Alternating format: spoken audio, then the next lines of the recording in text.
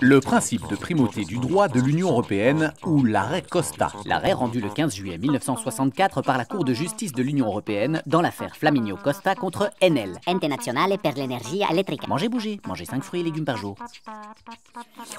Pour comprendre le principe de primauté du droit de l'Union, il faut remonter au début des années 60 en Italie. L'Europe est née en 1958 par le traité de Rome et le droit européen n'en est qu'à ses débuts.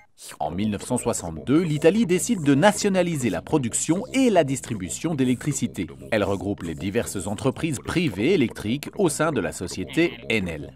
Flaminio Costa, actionnaire de la société Edison Volta, qui a été nationalisée, perd ses droits à dividendes. Pas content du tout, il refuse alors de payer sa colossale facture d'électricité qui vaudrait environ 22 € aujourd'hui à la société Enel. Assigné devant le juge de paix italien, il justifie sa position en affirmant que cette nationalisation est contraire au traité de Rome. Le juge italien pose alors différentes questions préjudicielles à la Cour de justice de l'Union européenne. Le débat porte sur la primauté ou non du droit européen sur le droit italien. L'État italien, pour se défendre, dit que la loi nationale de 1962 est postérieure au traité de Rome entré en vigueur en 1958. Pour l'État italien, c'est le droit le plus récent, donc le droit national, qui doit primer. Le problème juridique central dans cette affaire est donc le suivant. Lorsque coexistent deux normes juridiques contraires, l'une nationale, l'autre européenne, laquelle doit primer ? Pour la Cour européenne, le droit européen doit primer sur le droit national, qu'il soit antérieur ou postérieur au droit européen. La Cour justifie cette décision par plusieurs arguments. D'abord, elle se base sur un argument de système déjà énoncé dans l'arrêt Van Heldenloos. Le traité européen a institué un ordre juridique propre intégré au système juridique des États membres lors de l'entrée en vigueur du traité et qui s'impose à leur juridiction. Et ce n'est pas tout. Le droit européen est aussi pour les États membres un ordre juridique accepté par eux sur une base de réciprocité. Bien sûr, on imagine mal des États se mettre d'accord en groupe, puis finalement faire cavalier seul, unilatéralement une fois de retour dans leur pays. Cela serait aller contre le principe de coopération loyale prévu par les traités. Ensuite, la Cour européenne justifie son arrêt par l'interprétation de certains articles du traité européen.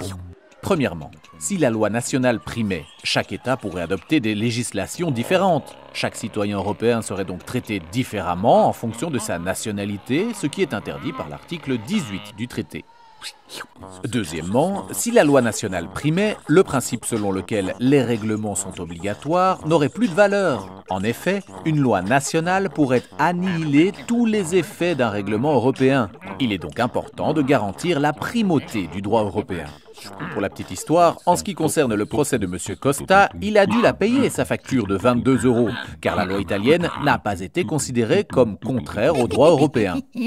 Et pour la grande histoire, les juridictions suprêmes des États membres ont peu à peu reconnu la primauté du droit européen sur leurs propres dispositions nationales d'ordre législatif.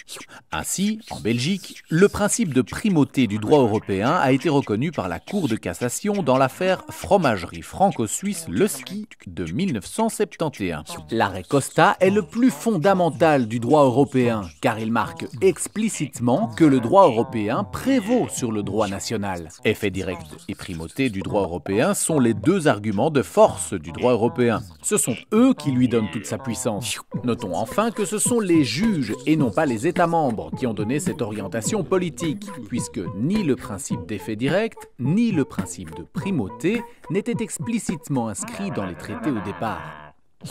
Et tout ça pour une banale histoire de facture d'électricité ou de vente de concentré d'urine. Ah, le droit parfois, à quoi ça tient ?